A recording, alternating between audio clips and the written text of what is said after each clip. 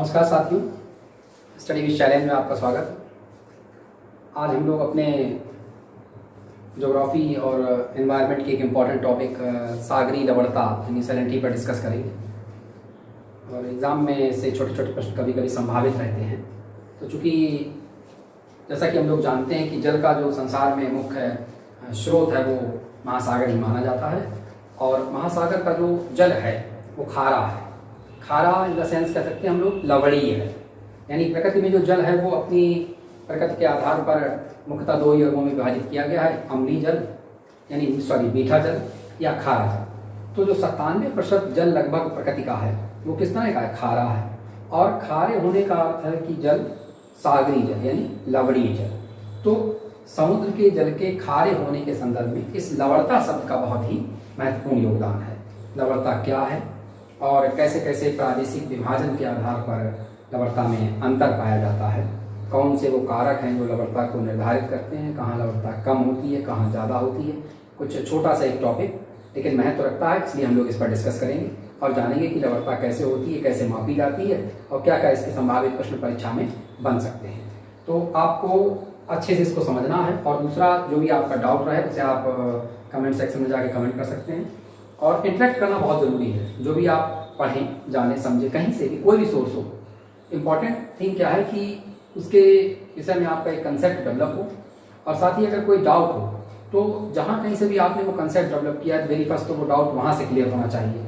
और अगर नहीं हो रहा है तो उसके लिए आप अदर सोर्सेज से भी पॉइंट आउट कर सकते हैं कि कहाँ पर अभी इस टॉपिक में हमारे कॉन्फिडेंस लेवल में कमी रह रही है। तो उसके लिए बहुत महत्वपूर्ण है कि आप अन्य जो ऑथेंटिक सोर्सेज हैं उन पर भी कभी कभी निगाह लगाएं। हर हाल में सभी सब्जेक्ट्स की अपनी एक मदर बुक जरूर रखें ताकि उसके माध्यम से हम अपना एक बेस बिल्डअप कर सकें। बेस बहुत ज़रूरी है। बुक्स ही हमें अपना एग्जैक्ट बेस देती हैं और एक मदर बुक होना बहुत ज़रूरी है प्रत्येक सब्जेक्ट के लिए। तो जो भी टॉपिक हम लोग डिस्कस करें, आपको इसके लिए एक बार उसे कहीं से ज़रूर देखें। और अगर ऐसी बात कोई लगती है जो आपको नहीं कंसेप्ट में क्लियर हो रही है तो उसे आप थ्रू व्हाट्सअप कर सकते हैं और मैसेज करके हम लोगों से डिस्कस कर सकते हैं। लेकिन कोशिश करिए कि आप मैसेज करें, सेम डे अपने डाउट्स क्लियर करें और पॉइंट आउट करते रहें। नोट डाउन करना बहुत ज़रूरी है। अगर आपने कोई बात अच्छे से एक बार सुनी है और उसे आज का आज ही आप एक बार लिख लेते हैं और एक बार रिवीजन कर लेते हैं, चिंतन कर लेते हैं, तो वो मस्तिष्क में कई दिनों तक स्थायी रह सकती है। मनोविज्ञान के अंतर्गत हम लोग अपनी स्मृति पर जब डिस्कस करेंगे तो ये महत्वपूर्ण बात रहेगी कि कितने कितने प्रकार की आपकी स्मृतियाँ हैं, कौन सी मेमोरी हमें कब किस तरह से एक्टिव होती है और साथ देती है कि सोने के पहले हमें क्या करना चाहिए। तो कौन सी हमारी जो आवश्यक एसेंशियल हमने अपने कंसेप्ट क्लियर किए थे पूरे दिन में, आज वो किस तरह से रात में माइंड में सेट हो सकते हैं। तो बहुत छोटे छोटे से ये दिन जो हैं जिन पर हम लोग चर्चा करके अपने अध्ययन को, अपनी कंपटीशन संबंधी तैयारी को और एक बेहतर मोड पे ले आ सकते हैं। तो ये छोटा सा टॉपिक, कुछ सने हुए प्रश्न, इस पर चर्चा हम लोग कर लेते हैं। सबसे महत्वपूर्ण शब्द क्या है कि लवणता। तो पहला शब्द ये कि लवणता होती क्या है। तो लवणता के लिए एक शब्द ये है कि 1000 ग्राम, यानी 1000 ग्राम का अर्थ हम क्या कह सकते हैं? 1 किलोग्राम। यानी 1000 ग्राम या 1 किलोग्राम सागरी जल में जो घुलित लवणों की मात्रा होती है, यानी समुद्र के 1 ग्राम पानी के लिए कह सकते हैं उसमें जितने भी लवण घुले हैं उसी की मात्रा को क्या कहा जाता है? लवणता कहा जाता है। यानी आपके लिए एक इम्पॉर्टेंट फैक्टर ये है कि प्रति कितने ग्राम या कितने किलोग्राम समुद्री जल में घुलित लवणों की मात्रा को लवणता कहा जाता है। तो एग्जैक्ट शब्द क्या हुआ? 1000 ग्राम या आप कह सकते हैं 1 किलोग्राम। और अगला महत्वपूर्ण शब्द क्या है कि सागरी लवणता को किससे प्रदर्शित किया जाता है? तो सागरी लवणता को प्रतिशतता से प्रदर्शित किया जाता है। यानी किससे प्रदर्शित किया जाता है? प्रतिशतता, परसेंटेज से। सागरी लवणता को प्रदर्शित किया जाता है, प्रतिशतता से प्रदर्शित किया जाता है। और सामान्यतः जो सागर की लवणता होती है वो 35% मानी जाती है।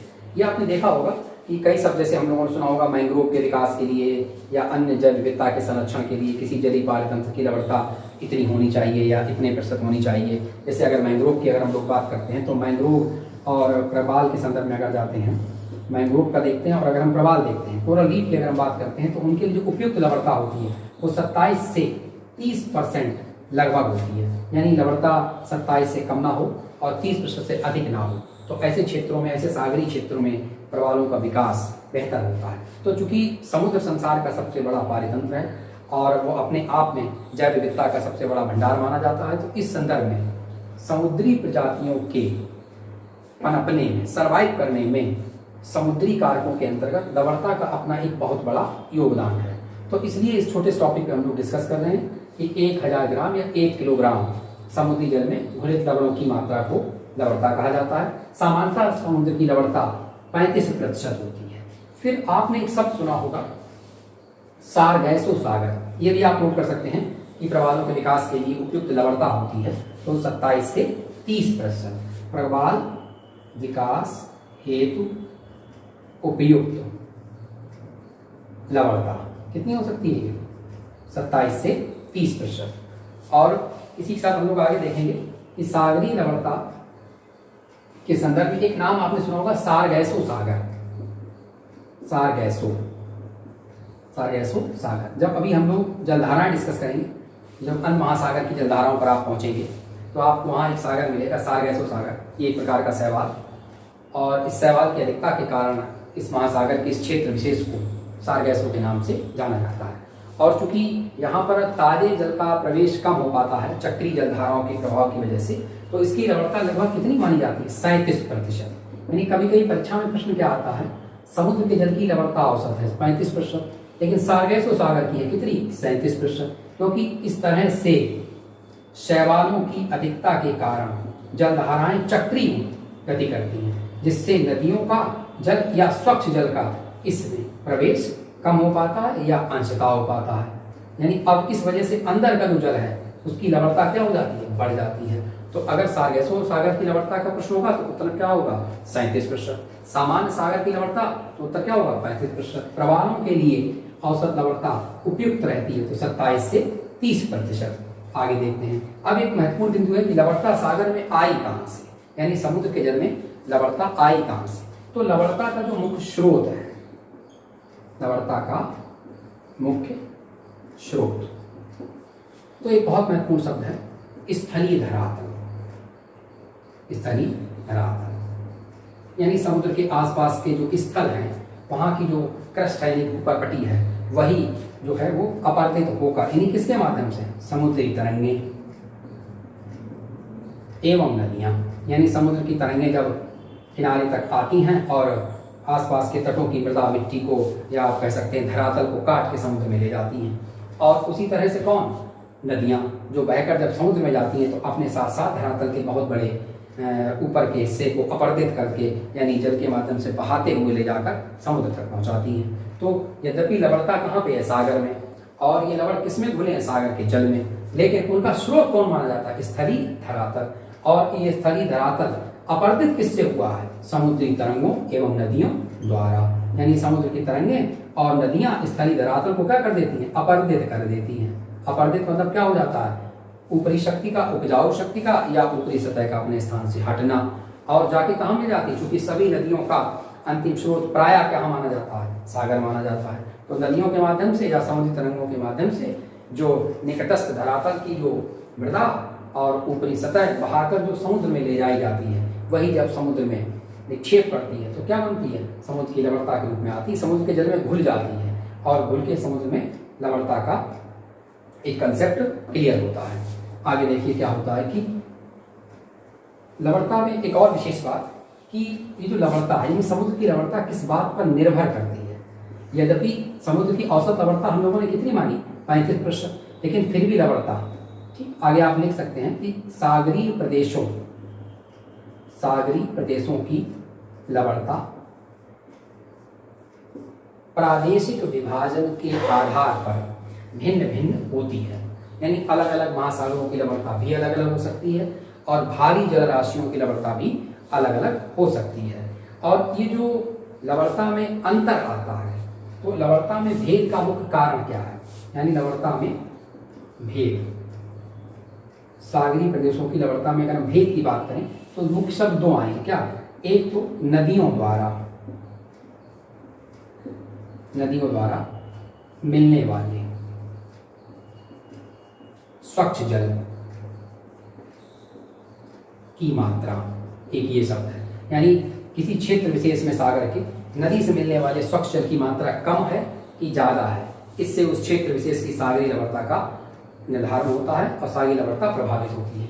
इसी प्रकार शब्द और है वर्षा के जल के द्वारा, यानी सागर के वो क्षेत्र विशेष जहाँ पर वर्षा की अधिकता होती है, चूंकि वर्षा का जल शुद्ध माना जाता है तो उसे आप स्वच्छ जल के संदर्भ में देख सकते हैं। तो वर्षा के जल के द्वारा इन दोनों ही माध्यम से सागर की लवणता प्रभावित होती है। इसके अतिरिक्त एक और शब्द महत्वपूर्ण है वाष्पीकरण की दर। वाष्पीकरण की दर ये भी सागर की लवणता को प्रभावित करती है, और कुछ भूविक्षेपी पवनें हैं वो भी सागर की लवणता को प्रभावित करती है। पवनें सागर की लवणता को प्रभावित करती है। तो ये लवणता को प्रभावित करने वाले 3 इंपॉर्टेंट फैक्टर, नदियों के द्वारा या वर्षा के द्वारा किसी सागरीय क्षेत्र विशेष में स्वच्छ जल की आपूर्ति की स्थिति क्या है, वाष्पीकरण की दर कम है कि ज़्यादा है, और पवनों की स्थिति क्या है, ये सागरीय लवणता को प्रभावित करने वाले 3 महत्वपूर्ण फैक्टर। अब प्रश्न अगर ये है कि संसार में सर्वाधिक लवणता कटिबंध क्षेत्रों के संदर्भ में कहाँ पाई जाती है, क्योंकि जैसा पृथ्वी पर 3 ताप कटिबंध हैं, तो कटिबंधों के अंतर्गत अगर हम बात करते हैं तो उपोष्ण कटिबंधी है एक महत्वपूर्ण शब्द। उपोष्ण कटिबंधी उच्च वायुदाब क्षेत्रों की लवणता सर्वाधिक होती है, यानी ऐसे सागरीय क्षेत्र जो उपोष्ण कटिबंधी उच्च वायुदाब क्षेत्रों में पाए जाते हैं उसकी लवणता कैसी होती है, सर्वाधिक होती है। यानी अगर हम भूमध्य रेखा पर डिस्कस करते हैं तो यानी भूमध्य रेखा से हम ये अगर ध्रुव जाते हैं तो कर्क व्रत है, मकर व्रत है, कर्क व्रत, मकर व्रत, उपोष्ण कटिबंधी व्रत और ध्रुवीय व्रत अगर इस तरह देखते हैं हम लोग, तो उपोष्ण कटिबंधी वायुदाब क्षेत्रों में क्या होती है, सर्वाधिक होती है। और उपोष्ण कटिबंधी वायुदाब क्षेत्र से ध्रुवों की ओर जाने पर तथा विषुवत रेखा की ओर आने पर दोनों ही स्थितियों में ये लवणता क्या होती है, घटती होती है। यानी भूमध्य रेखा के निकट आने पर भी घटती है और ध्रुवों के निकट जाने पर भी घटती है। उपोष्ण कटिबंधी उच्च वायुदाब क्षेत्रों में अधिक होती है। अब प्रश्न है कि क्यों अधिक होती है, तो इसका एक कारण सधा हुआ क्या है कि उपोष्ण कटिबंधी उच्च वायुदाब क्षेत्रों में लवणता अधिक क्यों होती है। तो महत्वपूर्ण शब्द क्या है, एक तो उच्च तापमान, स्वच्छ आकाश और व्यापारिक पवनों का प्रभाव। व्यापारिक पवन प्रभाव, इन 3 कारणों से जो उपोष्ण कटिबंधी उच्च वायुदाब क्षेत्रों की लवणता क्या होती है, वो अधिक होती है। और यहाँ से भूमध्य रेखा की ओर जाने पर और यहाँ से ध्रुवों की ओर जाने पर दोनों स्थितियों में लवणता घटती है। तो आपको ये हर हाल में ध्यान रखना है कि सागरीय क्षेत्रों में किन अक्षांशों के पास या किन कटिबंधों के निकट लवणता सर्वाधिक होती है। तो उपोष्ण कटिबंधी उच्च वायुदाब वाले क्षेत्रों के निकट क्या होती है, सर्वाधिक होती है। ठीक, आगे देखिए क्या स्थिति है। ये हम लोगों ने लवणता के संदर्भ में जाना। और एक और शब्द है, अब लवणता को प्रभावित करने वाले कारकों में एक महत्वपूर्ण कारक है ताप। ताप बढ़ने पर लवणता बढ़ जाती है। ताप बढ़ने पर लवणता बढ़ जाती है, ये आप ध्यान देंगे। इसी प्रकार बंद सागर, जैसा कि हम लोग पहले डिस्कस कर चुके हैं, बंद सागरों की लवणता अधिक होती है। देखिए बंद सागरों का तापमान भी अधिक होता है और तापमान बढ़ने पर लवणता बढ़ जाती है, समानुपाती है। तो जहाँ तापमान अधिक होगा वहाँ लवणता स्वभावतः क्या हो जाएगी, अधिक हो जाएगी। यानी बंद सागरों की लवणता खुले सागरों की अपेक्षा अधिक होती है। खुले सागरों की अपेक्षा अधिक होती है। जैसा अभी हम लोगों ने डिस्कस किया था कि सारगैसो सागर एक प्रकार का बंद सागर है, तो उसमें स्वच्छ जलधाराएं प्रवेश नहीं कर पाती हैं, इसलिए इस जल के तापमान में क्या रहती है, वृद्धि रहती है और तापमान वृद्धि होने के कारण लवणता में वृद्धि हो जाती है। और एक और महत्वपूर्ण फैक्टर है गहराई। गहराई बढ़ने पर लवणता घटती है, ये आप ध्यान देंगे।